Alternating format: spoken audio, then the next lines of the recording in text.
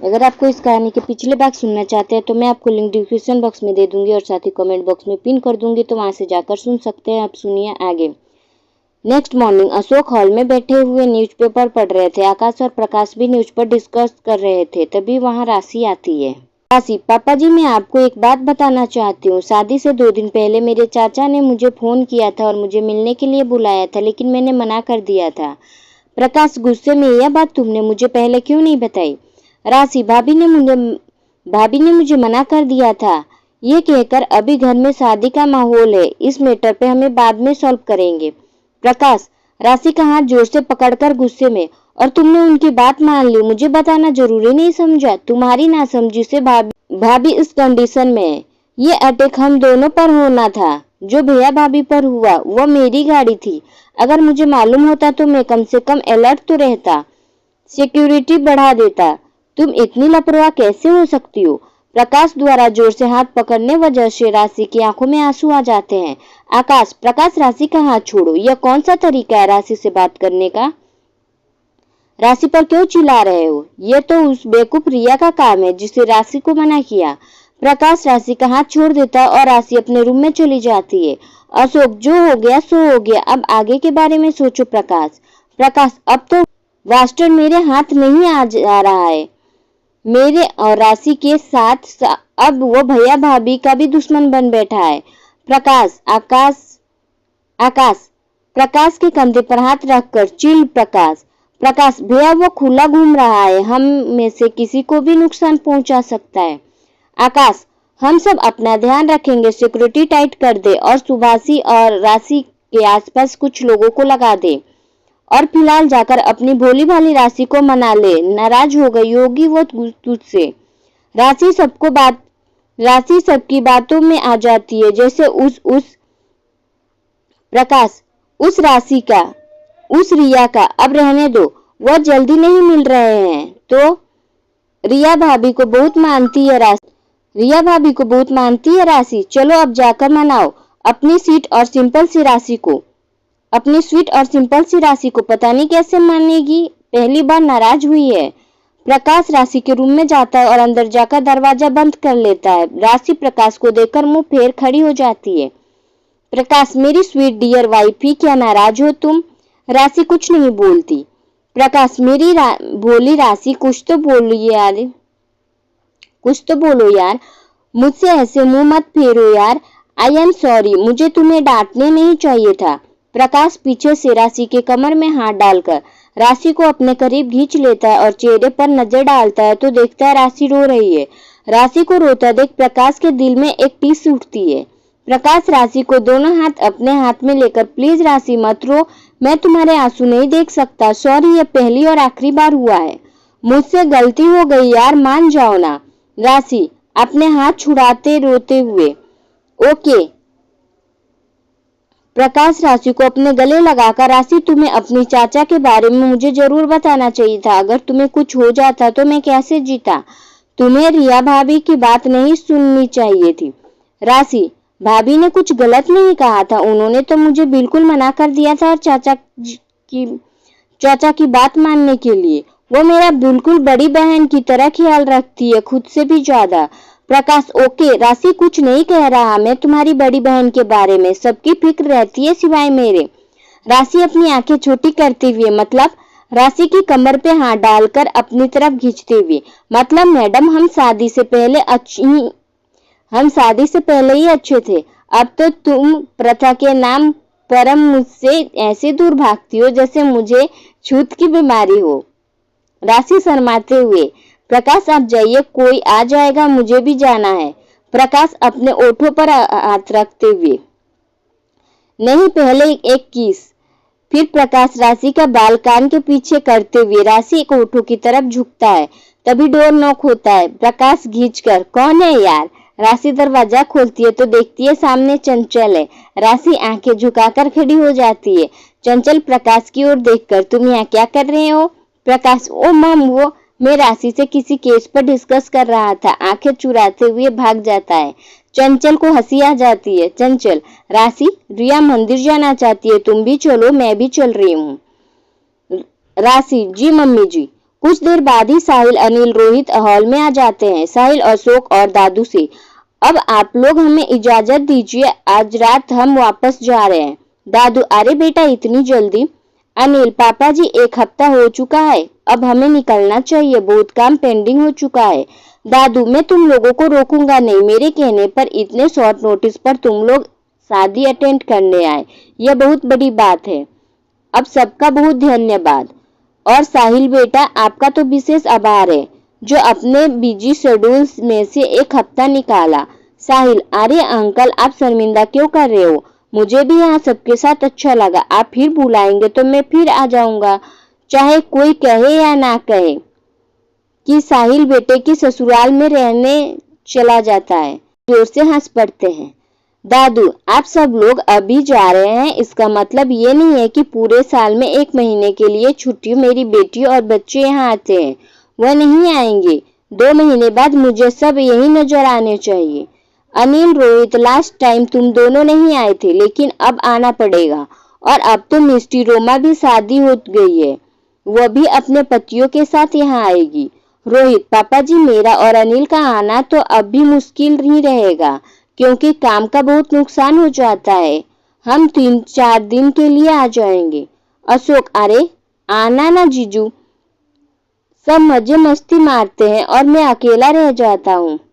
अनिल, ओ साले साहब, आप भी तो बच्चे ही हैं, मजाक के लफ्जे में, आपकी त्वचा से आपकी उम्र का पता ही नहीं चलता। अशोक, हाँ वो तो है, वो क्या है ना, मैं भी सुंदर साबुन से नहाता हूँ, मैं भी संतूर साबुन से नहाता हूँ, इसलिए सब लोग मुझे आकाश और प्रकाश का छोटा भाई कहते हैं। फिर सभी बहुत जोर से हंस पड़ते हैं। कुछ देर में रिया आती है। रिया, दादू मैं मंदिर जा रही हूँ, आज सोमवार है, भोले बाबा का दर्शन कराऊं। आकाश रिया की बात पर खिंच जाता है गुस्से में, तुम्हें 6 दिन हुए नहीं गोली लगी हुए, कल हॉस्पिटल से आई हो और आज तुम्हें मंदिर जाना है। दादू प्लीज, मैं अब अच्छा फील कर रही हूँ, रिया ने घबराते हुए कहा। आकाश, और रास्ते में कहीं गिर पड़ गई तो कौन उठा कर लाएगा। वेदिका, मैं चली जाती हूँ आरजे के साथ, मंदिर जाए बिना यह मानने वाली नहीं। यस आरजे, मैं चलता हूँ तुम्हारे साथ। बुआ आप रहने दो, आकाश भैया बोल रहे हैं कि आरजे को चक्कर आ जाएगा तो मैं संभाल लूंगा। चंचल, यस आपकी जरूरत नहीं है, मैं, वेदिका जी, मिष्टी और राशि भी रिया के साथ मंदिर जा रहे हैं, इसलिए किसी को कोई टेंशन लेने की कोई जरूरत नहीं है, हम संभाल लेंगे। आकाश, लेकिन उस बेवकूफ रिया का मंदिर जाना इतना इम्पोर्टेंट है कि सबको जाना पड़ रहा है, अभी उसकी तबीयत ठीक नहीं है और रेस्ट की जरूरत है। चंचल, आकाश तुम भगवान में नहीं मानते, लेकिन किसी की श्रद्धा के बारे में कुछ नहीं बोलना चाहिए। मैं साथ जा रही हूँ, रिया को ठीक ठाक ले आऊंगी, आखिर उसकी वजह से तुम बचे हो, तुझे भी मंदिर जाकर ईश्वर का धन्यवाद देना चाहिए। सभी लेडीज रिया को संभालकर मंदिर ले जाती है। आकाश परेशान होकर इधर से उधर घूम रहा था। आकाश को परेशान देखकर अशोक कहते हैं, अगर चिंता हो रही है तो चले जाओ उनके साथ।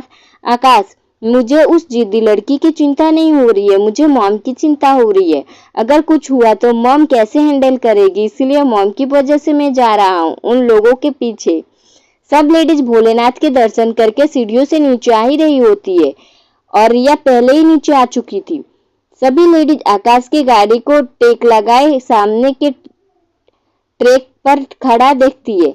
आकाश भी सबको देखकर उनकी ओर बढ़ता है। तभी रोड पर एक बेकाबू ट्रक आकाश की तरफ बढ़ रहा था, उसे रिया देख लेती है और फुर्ती से आकाश की तरफ जाकर आकाश को धक्का दे देती है, लेकिन खुद ही नहीं बच पाती।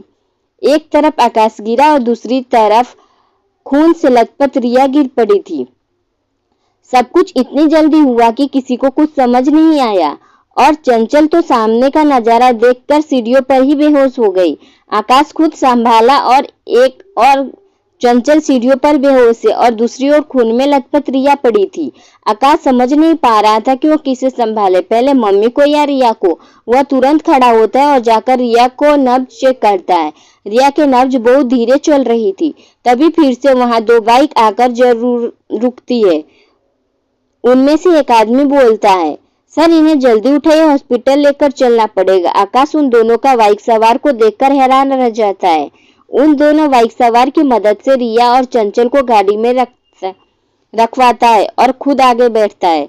एक बाइक सवार तुरंत गाड़ी चलाकर गाड़ी को हॉस्पिटल पहुंचाता है। आकाश चंचल को जूनियर डॉक्टर को सौंपकर रिया को अपनी टीम के साथ ओटी में ट्रीटमेंट करता है। दूसरी ओर मिस्टी लाभ पापा को फोन कर खबर करती है और वेदिका साहिल को फोन करती है। सभी लोग घबराते हुए हॉस्पिटल पहुंचते हैं। थोड़ी देर में चंचल को होश आता है। वो चिल्लाती है, आकाश आकाश मेरा बच्चा आकाश। अशोक चंचल को अपने गले से लगाते हुए, कुछ नहीं हुआ आकाश को, ठीक है बिल्कुल आकाश। ऑपरेशन थिएटर में रिया का ट्रीटमेंट कर रहा है, अभी आ जाएगा तुमसे मिलने। चंचल रोते हुए रुक रुक कर वो रिया आकाश को बचाने के लिए खुद ट्रक के सामने आ गई। अशोक कुछ नहीं होगा रिया को, प्लीज तुम शांत रहो। दादू रोते हुए चिंतित स्वर में, अशोक रिया को कुछ होगा तो नहीं ना? प्रकाश कुछ नहीं होगा दादू, हिम्मत रखिए प्लीज। दादू ओ गॉड, एक हफ्ते में रिया को 2 एक्सीडेंट, भगवान प्लीज रिया को कुछ नहीं होने देना, सारी मेहनत बेकार। अशोक क्या मतलब? दादू नजरें चुराते हुए, काका कुछ नहीं। दादू अपने मन में सोचते हुए, मैं कुछ गलत तो नहीं कर रहा? नहीं बस यही रास्ता है। फिर ऊपर की तरफ देखते हुए, हे ईश्वर रक्षा करो मेरे की। साहिल, अनिल और रोहित सभी लेडीज को संभाल रहे थे। सभी को आंखों में आंसू थे। लाभ भी बहुत दुखी था, आखिर रिया उसके बचपन की फ्रेंड है। कुछ समय पश्चात आकाश ओटी से बाहर आता है और सभी को बोलता है कि अब रिया खतरे से बाहर है, लेकिन अभी कोई भी उससे मिल नहीं सकता। आप सब अभी घर जाइए, हॉस्पिटल में इतने लोगों को रुकना ठीक नहीं है। लाभ प्लीज आकाश सही से बताओ। आकाश, लाभ 2 हाथ में और 1 पैर में फ्रैक्चर है और सर पर थोड़ी चोट आई है, ठीक हो जाएगी 10-15 दिन में, टेंशन मत लो। प्लीज सबको लेकर घर जाओ, मैं मॉम को चेक कर लूं। आकाश चंचल के रूम में जाता है। चंचल दोनों हाथों से आकाश को अपने गले से लगा लेती है और बोलती है, तुम ठीक तो हो? आकाश, यस मॉम मैं ठीक हूँ। चंचल रोते हुए, उस लड़की रिया ने तुम्हारी जान बचाने के लिए अपनी जान की परवाह नहीं की, वो बहुत अच्छी लड़की है। आकाश चिल्लाकर, यह सब उसी जिद्दी लड़की की वजह से हुआ है, ना वो मंदिर जाने के लिए जिद करती, ना ही ये सब होता। गुस्से में, I hate the girl, I hate her. Ashok पीछे से आकर आकाश के कंधे पर हाथ रखते हैं। आकाश, पापा मुझे बर्दाश्त नहीं हो रहा है, मुझे बचाने के लिए उसने दूसरी बार अपनी जान को खतरे में डाला। अशोक आकाश को अपने गले से लगाकर शांत करते हैं। शाम होते होते रिया को होश आ जाता है। सभी लोग रिया से मिलते हैं। लाभ, वो पुरानी हवेली की चुड़ैल हॉस्पिटल का यह कमरा बहुत पसंद आ गया है तुझे, बुक करा दूं हमेशा हमेशा के लिए। रिया सभी को देखकर हल्का मुस्कुरा देती है। लाभ, सब लोगों के 4-4 टुकड़े करने वाली है, आज खुद 4 टुकड़ों हो गए हैं। साहिल डांटते हुए, अभी वो मजाक के कंडीशन में नहीं है और यह हॉस्पिटल है, चुप रहो। लाभ, डेड में तो। साहिल आंखें झपकाकर, बाद में ओके। सभी लोग रिया के रूम में से बाहर आ जाते हैं। साहिल दादू से, अंकल आरजे का पापा को फोन कर दिया है क्या आपने? दादू, हाँ कर दिया था सुबह ही। साहिल, कब तक मिलने आएंगे? आरजे को गोली लगी फिर भी अभी तक मिलने नहीं आए। दादू, राहुल जी रोज मुझसे रिया का हालचाल पूछते हैं। अशोक बीच में ही बोलते हैं, लेकिन रिया से मिलने क्यों नहीं आए? क्या अपनी बेटी से प्यार नहीं है? दादू, यहाँ पर रिया मेरी जिम्मेदारी है। अशोक, हम सब इस बारे में बाद में बात करेंगे। दादू साहिल से, आप सबकी फ्लाइट का टाइम हो रहा है, अब आपको निकलना चाहिए। यहाँ अब सब ठीक है। हाथ जोड़कर, अब सबको हुई परेशानी के लिए माफी चाहता हूँ। साहिल दादू के हाथ पकड़ते हुए, अरे ये क्या कर रहे हैं आप, सब ठीक हो जाएगा, अब हमें निकलना चाहिए, फ्लाइट का टाइम हो रहा है। साहिल, अनिल और रोहित अपनी अपनी फैमिली को लेकर अपने घर निकल जाते हैं। आकाश गुस्से के कारण रिया से मिलने नहीं जाता और रिया को केस धवन को दे देता है। चंचल रात दिन रिया का हाथ साथ हॉस्पिटल में रहती है। समय अपनी गति से चल रहा है। रिया अब थोड़ा थोड़ा ठीक होने लगती है और चाहती थी हॉस्पिटल से डिस्चार्ज मिल जाए, लेकिन आकाश ने धवन को स्ट्रिक्ट इंस्ट्रक्शन दी थी कि जब तक रिया पूरी तरह से ठीक नहीं हो जाती तब तक हॉस्पिटल से डिस्चार्ज मत दियो। रिया सोचती है कि आकाश मुझे एक बार भी मिलने क्यों नहीं आए, किसी से आकाश के बारे में पूछ भी नहीं सकती। उनको बचाने के चक्कर में मेरी ये हालत हो गई और वह है कि डॉक्टर होते हुए भी मेरा हालचाल लेने के लिए आ सकते हैं। चिढ़ते हुए, मिस्टर अकड़ू खड़ूस वर्मा, धवन रोज रिया और के पास जाकर हंसी मजाक किया करता था। रिया ने हॉस्पिटल के कमरे में ही ऑफिस का कमरा बना लिया था। टीजो और टिया वहां अपने लैपटॉप के साथ काम करने आते थे। क्योंकि रिया एक हाथ फ्रैक्चर था, इसीलिए वो लैपटॉप पर ठीक से काम नहीं कर पाती थी। आकाश रिया के रूम से बाहर ही देख लेता था गुस्से में, इसे यहाँ भी चैन नहीं है। एक बार धवन रिया से पूछता है कि क्या अब हम दोस्त हैं? रिया, नहीं, मेरे पास बहुत सारे दोस्त हैं, इसलिए मुझे और दोस्त की जरूरत नहीं है, प्लीज सॉरी। धवन अपना समूह लेकर रह जाता है। प्रकाश ने राशि और सुभाषी को सिक्योरिटी बढ़ा दी थी। राशि और सुभाषी जहां भी आती थी सिक्योरिटी गार्ड्स के साथ जाती थी, जिस वजह से राम राशि को किडनैप नहीं कर पा रहा था। राम ने परेशान होकर राशि को किडनैप करने का कॉन्ट्रैक्ट एक किलर को दे दिया था।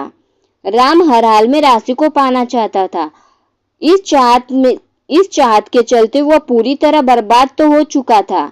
घर, नौकरी सब छूट चुका था और पुलिस हाथ धोकर पागल कुत्ते की तरह उसके के पीछे पड़ी थी।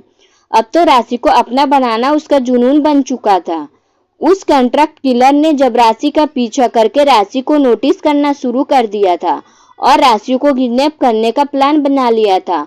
राशि रिया और चंचल को ब्रेकफास्ट लॉन्च लेकर डेली हॉस्पिटल जाया करती थी। रिया को हॉस्पिटल में 25 दिन हो चुके थे। रिया पूरी तरह उब चुकी थी। अशोक आकाश के केबिन के प्राइवेट रूम में आते हैं। अशोक, आकाश रिया को हॉस्पिटल से डिस्चार्ज कब देगा? धवन कह रहा था कि तुमने मना किया है। आकाश, यस डैड, जब तक रिया पूरी तरह से ठीक नहीं हो जाती तब तक मैं उसे हॉस्पिटल से डिस्चार्ज नहीं करूंगा। घर पर गई तो फिर से उसका मंदिर ड्रामा चालू हो जाना है और जिद्दी इतनी है कि मानती तो किसी की भी नहीं। अभी पैर पर प्लास्टर खुला है, हाथ और 3 फ्रैक्चर है, तो उसमें टाइम लग रहा है। जब वो भी खुल जाएगा तब डिस्चार्ज करूंगा मैं उसे हॉस्पिटल से। अशोक, किसी की श्रद्धा को ड्रामा नहीं कहते हैं। आकाश, तुम खुद ही देखो, एनआरआई और इतनी हार्ट अटैक, पढ़ी लिखी होते हुए वो कितनी संस्कारी वाली है।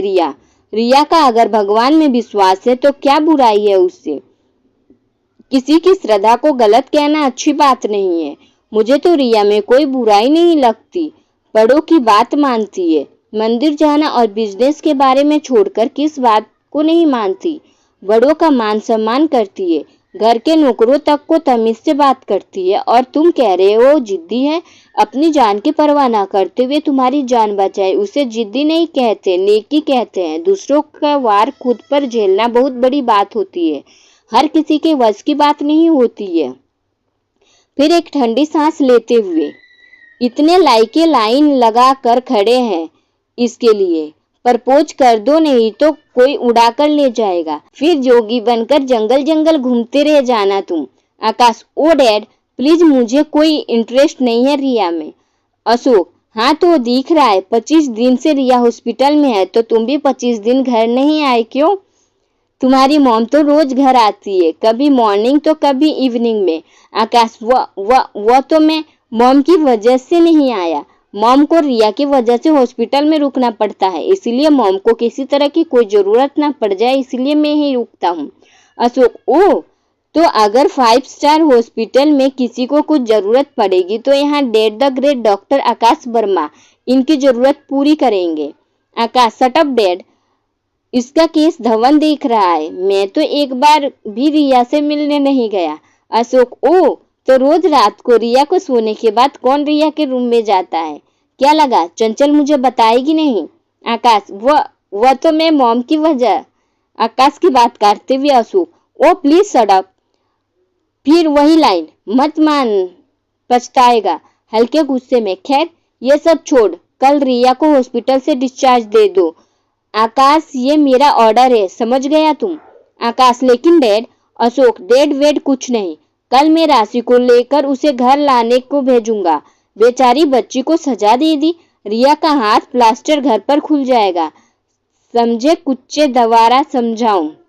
Okay dad. Next day Ashok Vatika में राशि रिया के हॉस्पिटल से घर लाने के लिए अपने 4 सिक्योरिटी गार्ड के साथ निकलती है। राशि गाड़ी में होती है और 2 सिक्योरिटी गार्ड गाड़ी के आगे बाइक पर चलते हैं। दो सिक्योरिटी गार्ड गाड़ी के पीछे बाइक पर चलते हैं। रिया और चंचल अपना सारा सामान पैक कर बड़ी उत्सुकता से जाने के रेडी होती है। चंचल और रिया के गाड़ी के पीछे सीट पर बैठती है। गाड़ी बर्मा मेंशन की ओर चल पड़ती है, लेकिन कुछ दूरी पर जाकर गाड़ी रुक जाती है और गाड़ी का ड्राइवर नीचे उतरकर गाड़ी खोलकर गाड़ी को चेक करता है। चारों सिक्योरिटी गार्ड ने अपनी अपनी पोजीशन ले होती है। अचानक से वहां 4 गाड़ी आती है और सिक्योरिटी गार्ड पर गोलियां चला देती है, जिससे सिक्योरिटी गार्ड वहीं धराशायी हो जाते हैं। ड्राइवर उन लोगों को देखकर घबरा जाता है। उनमें से एक आदमी गाड़ी से निकलकर ड्राइवर को एक रॉड से वार करता है। राशि चंचल डर जाती है और यह इतनी देर में अशोक को फोन लगा देती है। अशोक जी फोन उठाते हैं, तभी वो आदमी गाड़ी से उन तीनों लेडीज को बाहर की तरफ खींचने लगता है। चिल्लाती है। रिया का हाथ में प्लास्टर होने की वजह से वो उसका मुकाबला नहीं कर पाती है और वह आदमी उन तीनों को रुमाल से क्लोरोफॉर्म सूंघाकर बेहोश कर देता है और उन तीनों लेडीज को अपनी गाड़ियों में रख ले जाता है और उनके मोबाइल तोड़कर वहीं सड़क पर फेंक देते हैं। रिया ने अशोक को फोन लगा दिया था, जिस वजह से अशोक सब कुछ सुन लेते हैं और प्रकाश के पास जाकर उसे बताते हैं राशि, चंचल और रिया को किडनैप हो गया है। प्रकाश, डैड, इस बारे में वह वास्टर्ड मेरे हाथ से बचेगा नहीं। अशोक घबराते हुए, लेकिन कैसे? पहले तुम कमिश्नर को फोन करो, मैं आकाश को फोन करता हूँ। प्रकाश, पापा आप सबको फोन मिलाते रहिए, मुझे जल्दी जाने दो। अशोक, लेकिन तुझे कैसे मालूम है कि वह राम राशि को लेकर कहाँ गया है? प्रकाश, मुझे मालूम है, मैंने राशि के वॉच में एक जीपीएस ट्रैकर डिवाइस लगाई हुई है, जिससे मैं उसकी लोकेशन पता कर सकता हूँ। मैं जा रहा हूँ, आप पुलिस को लेकर आइए मेरे मोबाइल को ट्रेस करते हुए।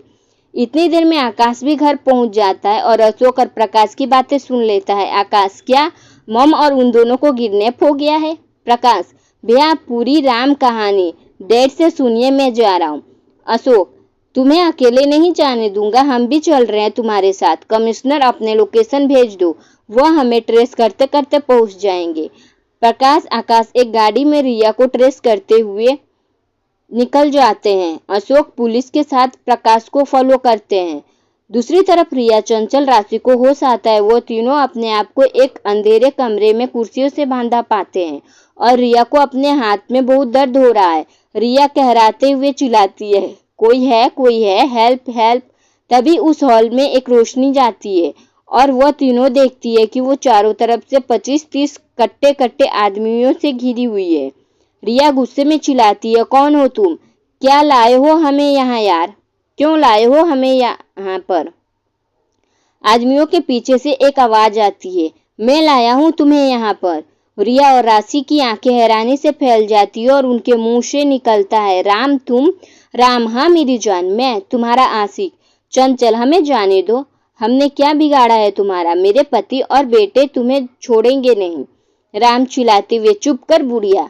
राम राशि का बाल खींचकर, तेरी वजह से मेरा हो गया, मेरा घर, मेरी नौकरी, मेरी इज्जत सब चली गई। क्या चाहता था? मैं सिर्फ तेरे से शादी करना, लेकिन तुझे वफा न रास आई, तुझे वो हर जाई। राशि, राम मैं तुम्हारे शुरू से ही नफरत करती थी, मैंने हमेशा से ही प्रकाश से प्यार किया है। आई लव प्रकाश। राशि को एक जोर से थप्पड़ मार देता है। दोबारा से बाल खींचकर, उस रईसजादे से शादी कर ली। पहले मैं तुम्हें अपना बनाऊंगा, फिर उस प्रकाश को भी मौत का घाट उतारूंगा। चिल्लाते हुए, यू बड़ी बास्टर्ड, एक बार मेरे हाथ खोल, फिर बताती हूँ तुझे। राम, अच्छा किया दया कि तूने उसे भी साथ ले आया। इस तितली के भी पर काटकर बाजार में बेचूंगा, बहुत पैसा मिलेगा। रिया को थप्पड़ मारते हुए, बहुत मर्दों से लड़ने का शौक है इसे। राशि हंसते हुए, मौत तेरे बहुत करीब आ चुकी है, अपने भगवान से अपनी गलतियों से माफी मांग ले, क्योंकि आज तेरा किस्सा खत्म है। राम गुस्से में राशि को एक और थप्पड़ मार देता है, जिससे राशि के मुंह से खून निकलने लगता है। रिया, यू बास्टर्ड, उस मासूम को क्यों मार रहा है? अगर हिम्मत है तो मेरे हाथ खोलकर दिखा। कॉन्ट्रैक्ट किलर रिया की तरफ देखते हुए, वो तो उंगली बिल्ली मालूम पड़ती है। वैसे मैंने बहुत सी चिड़ियों का पर कतरे हैं, लेकिन पंजा मारने वाली चिड़ियों पर कतरने में जो मजा है वो किसी चीज में नहीं है। और रिया के चेहरे पर अपनी उंगली फिराते हुए। वो ये तो मेरी ही है। रिया उसे बहुत घिन के साथ देखती है और उसके मुंह पर थूक देती है। वो आदमी रिया के गाल पर एक जोरदार थप्पड़ मार देता है। रिया का ओठ कट जाता है और उससे खून निकल आता है। कॉन्ट्रैक्ट किलर, ए लड़की, तुझे पता नहीं तूने किससे पंगा लिया है? तेरा वो हाल करूंगा ना, जीने लायक बचेगी ना मरने लायक। और रिया के ओठों पर जबरदस्ती किस करने की कोशिश कर रहा होता है, तभी एक जोरदार मुक्का उसके मुंह पर पड़ता है। रिया देखती है कि सामने आकाश खड़ा है। आकाश को सामने देख रिया की जान में जान आ जाती है। उनकी देर से बाहर ही मारने पीटने की चिल्लाने की आवाज आनी शुरू हो जाती है। राशि हंसते हुए चिल्लाती है, लो तेरी मौत आ गई है। कॉन्ट्रैक्ट किलर, ये लोग यहाँ कैसे पहुंच गए? यहाँ का पता तो किसी को भी नहीं। प्रकाश अंदर आते हुए, तुम जैसे सड़क छाप गुंडों को आजकल की मॉडर्न ट्रिक पता नहीं है। कहाँ है राशि का वॉच में जीपीएस ट्रैकर डिवाइस लगी है, जिसकी वजह से मैं यहाँ पहुंच गया। प्रकाश राशि को देखते हुए राम पर टूट पड़ता है। तूने मेरी राशि को हाथ कैसे लगाया? आज मैं तेरा किस्सा खत्म ही कर दूंगा। दूसरी तरफ किलर के साथ आकाश की लड़ाई हो रही होती है। किलर लड़ते लड़ते बेहोश हो जाने का ड्रामा कर जमीन पर लेट जाता है। इतनी देर में ही अशोक के साथ पुलिस भी पहुंच जाती है। पुलिस सबको अरेस्ट करती है। प्रकाश इंस्पेक्टर की गन लेकर राम को देने के हाथों दोनों पैर में गोली मार देता है और बोलता है, अब जिंदगी भर अपाहिज बनकर बैठे रही हो। तुझ पर कौन कौन से चार्ज लगाने वो मैं देख लूंगा। अशोक चंचल को खोलता है, प्रकाश राशि को खोलता है और आकाश रिया को खोल रहा होता है। तभी जमीन पर पड़ा किलर अचानक से उठकर हाथ में चाकू लेकर आकाश पर वार करता है, लेकिन इस बार भी रिया आकाश को धक्का दे देती है, जिस वजह से चाकू रिया के पेट में लग जाता है। अभी एकदम से चिल्लाते हैं रिया। इतनी देर में ही उसे किलर को पुलिस पकड़ लेती है। अशोक अपने हाथों में भरकर, अब ये क्या किया रिया? अभी अभी तो आकाश रिया को हॉस्पिटल लेकर चलो, चिल्लाते हैं वे। रिया कहराते हुए रुकते रुकते, नहीं पापा जी, मेरा टाइम आ गया है।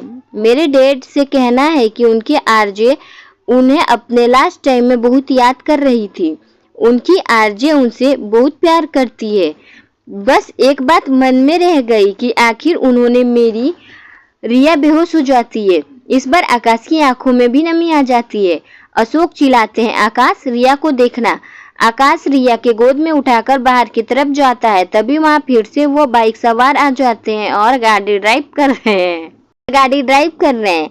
आप प्लीज जल्दी से पीछे सीट पर बैठिए, इन्हें हॉस्पिटल लेकर जाने की जरूरत है। इस बार तो आकाश बहुत ज्यादा हैरान हो जाता है उन बाइक सवार को देखकर। फिर से तुम दोनों? गाड़ी में बैठकर आकाश धवन को फोन मिलाकर कहता है, धवन ओटी रेडी रख, रिया को चाकू लग गया है, मैं रिया को हॉस्पिटल ला रहा हूँ। धवन, ओके जल्दी आ। आकाश बाइक को राइडर से, तुम दोनों जाना नहीं, मुझसे बात करके जाना, ओके? बाइक राइडर्स कोई जवाब नहीं देते। रिया और आकाश को हॉस्पिटल छोड़कर बाइक सवार वहां से चुपचाप चले जाते हैं। सभी लोग हॉस्पिटल पहुंचते हैं। दादू भी हॉस्पिटल आते हैं। चंचल और राशि भी बहुत रो रही है। प्रकाश दोनों को संभाल रहे हैं। हेड नर्स दोनों को ड्रेसिंग कर रही है। दादू, अशोक, आकाश कह दे प्लीज बचा ले उसे।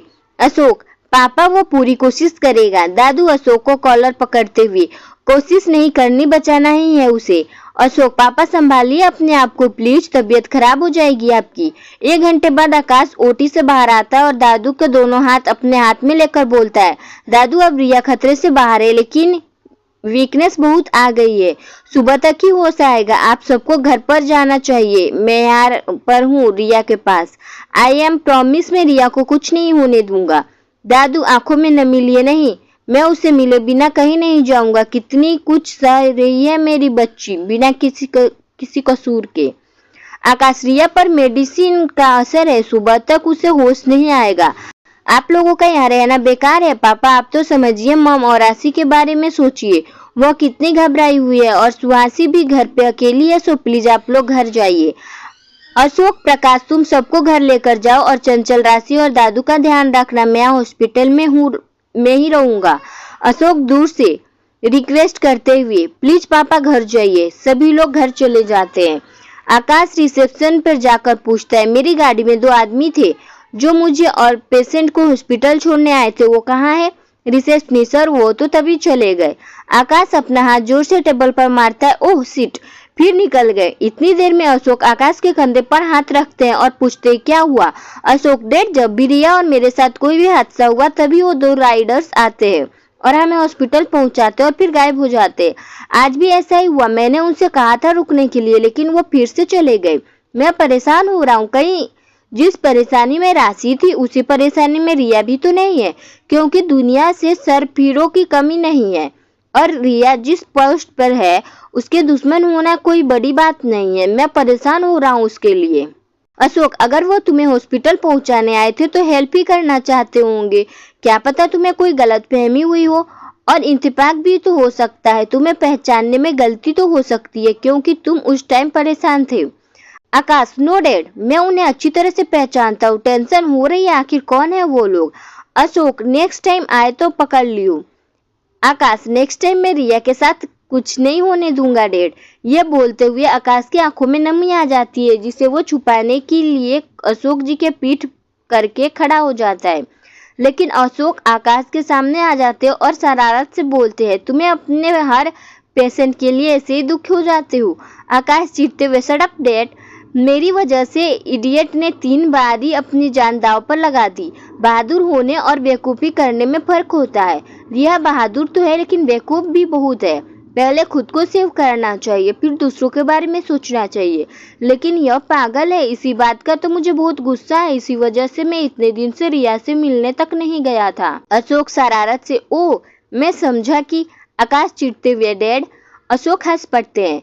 अशोक फिर गंभीर हो जाते हैं। रिया अपने डैड से बहुत प्यार करती है और पता नहीं क्या कह रही थी। लास्ट में कौन सी बात मन में रह गई कि आखिर क्या, कुछ समझ नहीं आया आकाश। लेकिन उसके डैड को रिया की कोई फिक्र नहीं है। इतने दिन से हॉस्पिटल में है, एक बार भी मिलने तक नहीं आए। पता नहीं कैसे डैड है। इसके बाद की कहानी सुनने के लिए सुनते रहे R2 मोटिवेशनल वाइब्स। आपको ये कहानी कैसी लगी मुझे अपनी राय कमेंट बॉक्स में जरूर दीजिएगा। कहानी पसंद आए तो लाइक शेयर सब्सक्राइब कर दीजिए। मिलते हैं नेक्स्ट पार्ट में। Thank you for watching video.